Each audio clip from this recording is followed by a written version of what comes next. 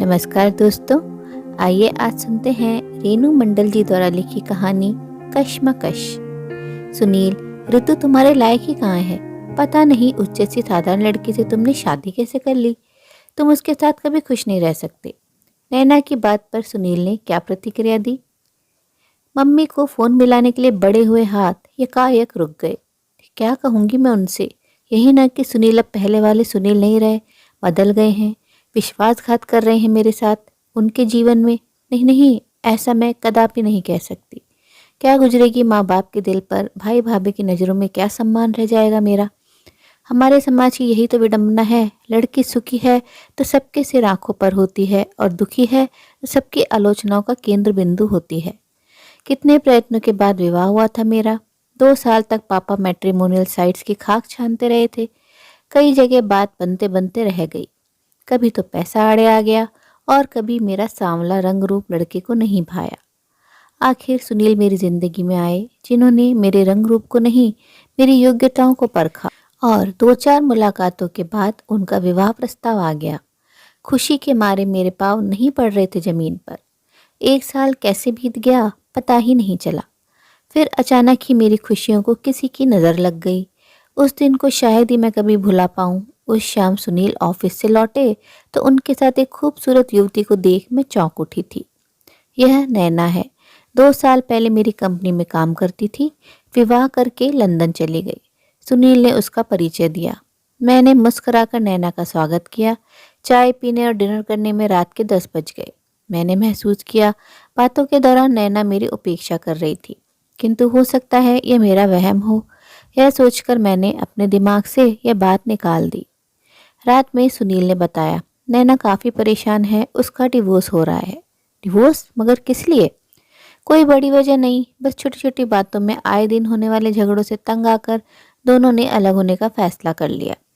अभी 15 दिन पहले वह लंदन से आई है। उसे जल्द से जल्द अपने लिए नौकरी ढूंढनी है, साथ ही अपने लिए अलग घर भी लेना है, और इन सब कामों में उसे मेरी मदद की आवश्यकता है। अलग घर का क्या मतलब? नैना के माँ बाप नहीं हैं, भैया भाभी से उसकी बिल्कुल नहीं बनती, इसलिए वह अलग रहना चाहती है। मैंने एक गहरी सांस ली और सोने का प्रयास करने लगी। धीरे धीरे नैना का घर पर आना जाना बढ़ने लगा। अक्सर शाम को सुनील के ऑफिस से लौटने पर वह आ जाती और रात में डिनर करके वापस जाती थी। पूरे सप्ताह सुनील व्यस्त रहते और मैं वीकेंड आने की प्रतीक्षा करती। वह दिन सदा ही मेरे लिए स्पेशल होता। कभी मूवी तो कभी रेस्तरां का प्रोग्राम बनता। कभी गप्पे मारते हुए सुनील मेरे साथ किचन में खाना बनवाते। किंतु अब वह वीकेंड भी मेरा अपना नहीं रहा। वह दिन भी नैना ने अपने नाम कर लिया। हमारा कोई भी प्रोग्राम अब उसके बिना पूरा नहीं होता था।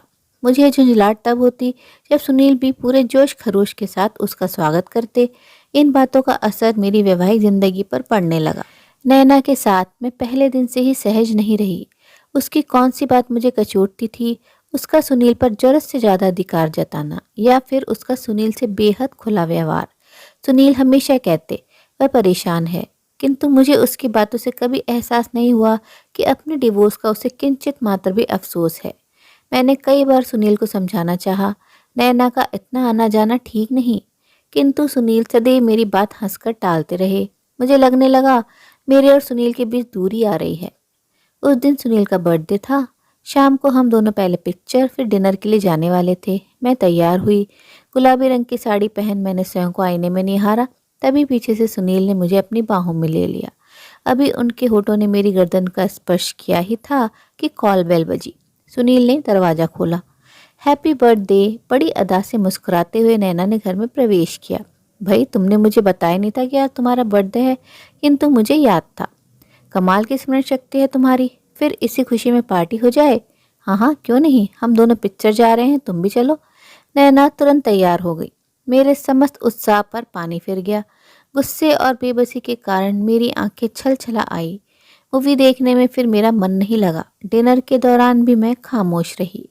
रात में सुनील ने मुझे आलिंगनबद्ध करना चाहा तो मैं दूर छिटक गई। वह आश्चर्य से बोले, क्या बात है, शाम से देख रहा हूँ तुमने मुंह बना रखा है। मेरे सब्र का पैमाना छलक गया। प्लीज सुनील, जानकर भी अनजान मत बनो। सहने की भी कोई सीमा होती है। क्यों चली आती है नैना रोज रोज? क्या हम दोनों की कोई प्राइवेसी नहीं है? सुनील मुझे घूरते हुए बोले, आखिर तुम्हें नैना से इतनी प्रॉब्लम क्यों है? वह मेरी दोस्त है, परेशान है, कुछ पल हम लोगों के साथ गुजार लेती है, तो इसमें हर्ज क्या है? पढ़ी लिखी होकर भी तुम्हारी मानसिकता ऐसी होगी, मैं सोच भी नहीं सकता था। मैं आहत हो उठी। विवाह के बाद पहला अवसर था जब सुनील ने मुझसे ऐसा व्यवहार किया था। करवट बदलकर सुनील सो गए, किंतु मेरी आंखों से नींद कोसों दूर थी। मन में विचारों का तांता लगा हुआ था। क्यों सुनील को नैना से इतनी अधिक हमदर्दी है और मेरी भावनाओं की परवाह तक नहीं? कहीं उनका अफेयर तो नहीं चल रहा? नहीं नहीं, ऐसा सोचना भी पाप है। सुनील मेरे हैं, मुझे उन पर पूरा विश्वास है। कश्मकश की स्थिति में सारी रात में करवटें बदलती रही। अगले दिन संडे था। अभी मैं सोकर उठी ही थी कि मेरठ से सुनील के बड़े भैया भाभी आ गए। उनके आने से मुझे राहत महसूस हुई। कम से कम अब घर का माहौल तो ठीक हो जाएगा। नाश्ते के दौरान हम लोग गप्पे मार रहे थे। सुनील भी पिछले दिन की कड़वाहट भूल खुश थे। तभी नैना चली आई। उसे देखते भाभी चौंक उठी। आश्चर्यचकित हो बोली, अरे नैना, तुम तो विवाह करके लंदन चली गई थी ना? हाँ भाभी, किंतु अब वापस आ गई हूँ। मेरा अपने हस्बैंड से डिवोर्स हो गया है, नैना ने बेझिझक होकर बताया। फिर सुनील की ओर मुखातिब हुई, सुनील, तुम मेरे साथ चल रहे हो ना, या प्रोग्राम कैंसिल? मैं चल रहा हूँ भैया, आप लोग बातें कीजिए, मुझे नैना के साथ एक ब्रोकर से मिलने जाना है। सुनील नैना के साथ चले गए। मुझे बुरा लगा, इतने दिनों बाद भैया भाभी आए हैं। सुनील चाहते तो नैना को इनकार कर सकते थे।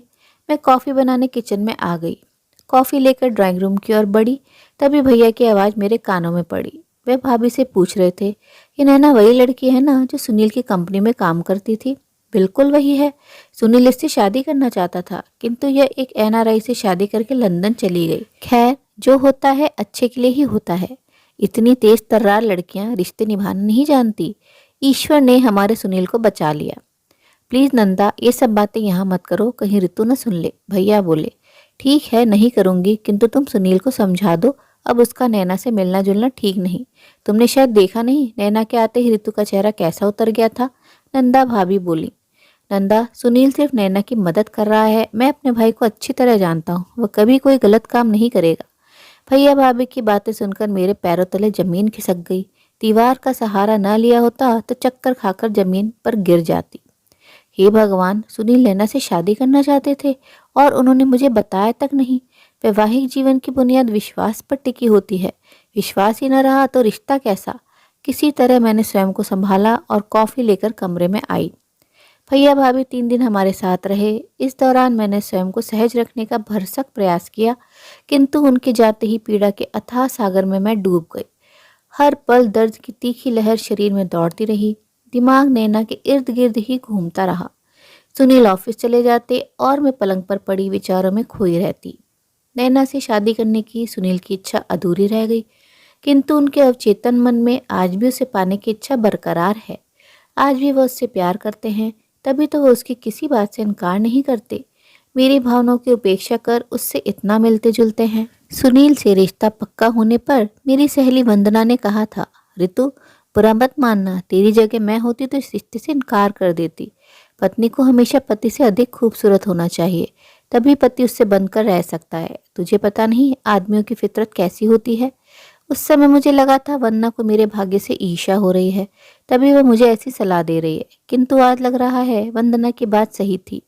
पुरुष की नज़रों में शारीरिक सौंदर्य ही सब कुछ है, उसके लिए मन की सुंदरता का कोई मोल नहीं। फिर भला सुनील जैसा हैंडसम इंसान मेरे जैसी सांवली रंगत की स्त्री के साथ कहाँ खुश रह सकता है? नैना मुझसे अधिक खूबसूरत है, इस बात से दिल में हुक सी उठी। भीतर चल रहे झंझावत को आखिर कैसे दिखाऊं? मम्मी अक्सर कहा करती थी, पति के दिल का रास्ता उसके पेट से होकर जाता है। पत्नी चाहे तो प्रेम और समर्पण से पति का दिल सहजता से जीत सकती है, किंतु लगता है वक्त के साथ ये कहावतें भी अपना असर खो चुकी हैं। तभी तो सुनील का दिल मेरे प्यार से अनछुआ ही रह गया। अगले दिन संडे था। मैं सुबह जल्दी उठी और सुनील को सोता छोड़ कॉलोनी के पार्क में जाकर बैठ गई। मन बेहद उद्विग्न था। पिछली सारी रात नींद नहीं आई थी। आखिर ऐसा कब तक चलेगा? नहीं, अब मैं और नहीं सहन कर सकती। क्या मेरा कोई आत्मसम्मान नहीं है? बेशक मैं खूबसूरत नहीं, किंतु मैं योग्य हूँ। शादी से पूर्व केंद्रीय विद्यालय में मैथ्स और साइंस पढ़ाती थी।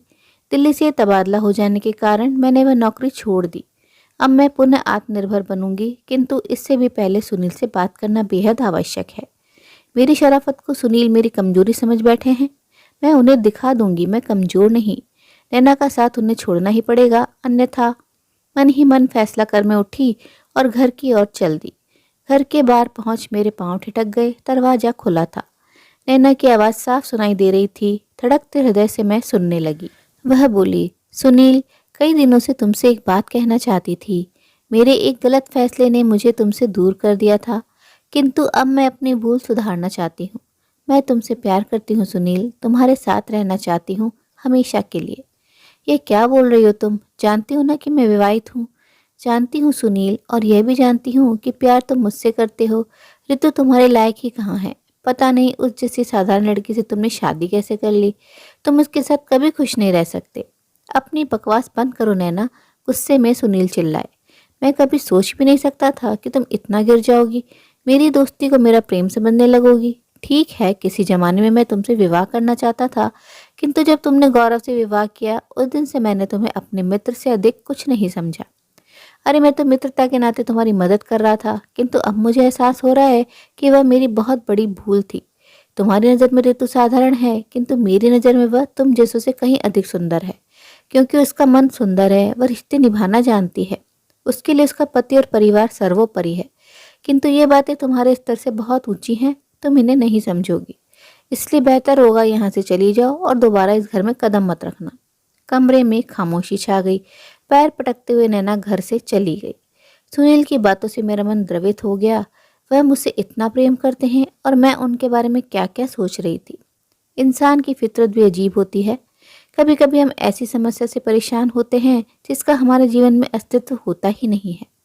अपनी कल्पना में ही हम उसे जन्म देते हैं। नकारात्मक विचारों का प्रभाव दिलो दिमाग पर इस कदर छाया रहता है कि वह समस्या अपने मूर्त रूप में दिखाई देने लगती है। ऐसा ही कुछ मैंने भी किया। अपने सांवले रंग को लेकर मेरे मन में हीन भावना रही होगी, तभी तो सुनील और नैना की मित्रता देख मेरे अंदर असुरक्षा की भावना कर गई और अपने मन में मैंने अंतर्द्वंद पाल लिया। किंतु आज सुनील की बातें सुनकर मेरा आत्मविश्वास इतना बढ़ गया कि भविष्य में कभी कोई नैना इस विश्वास को डगमगा नहीं पाएगी। मेरी आंखों से बह रहे आंसुओं को देख सुनील घबरा गए और बोले, क्या हुआ ऋतु? तुम तो वॉक पर गई थी ना, रो क्यों रही हो? मैंने उनकी बात का जवाब नहीं दिया और बेसाख्ता उनसे लिपट गई। सुनील ने कसकर मुझे अपनी बाहों में भर लिया। उनके प्रेम की गहराई में मेरा सारा अंतर्द्वंद मिट गया था। उम्मीद है दोस्तों, रेणु मंडल जी द्वारा लिखी गई भावनाओं से परिपूर्ण रिश्तों के प्रति प्यार भरे दायित्व कैसे निभाते हैं, यह दर्शाती प्यारी सी कहानी आपको जरूर पसंद आई होगी। कहानी अच्छी लगी हो तो अपनी राय कमेंट बॉक्स में जरूर साझा करें और अपने मित्र और प्रियजनों के साथ भी शेयर जरूर करें। दोस्तों, आपसे अनुरोध है, अगर आप चैनल पर नए हैं तो ऐसी ही नई नई जीवन से जुड़ी कहानियाँ सुनते रहने के लिए चैनल को सब्सक्राइब जरूर करें। कहानी अंत तक सुनने के लिए आप सभी का दिल से बहुत बहुत शुक्रिया। तो फिर मिलते हैं अगली कहानी में। तब तक के लिए आप लोग अपना ध्यान रखिए, खुश रहिए, ऐसे ही कहानियाँ सुनते रहिए।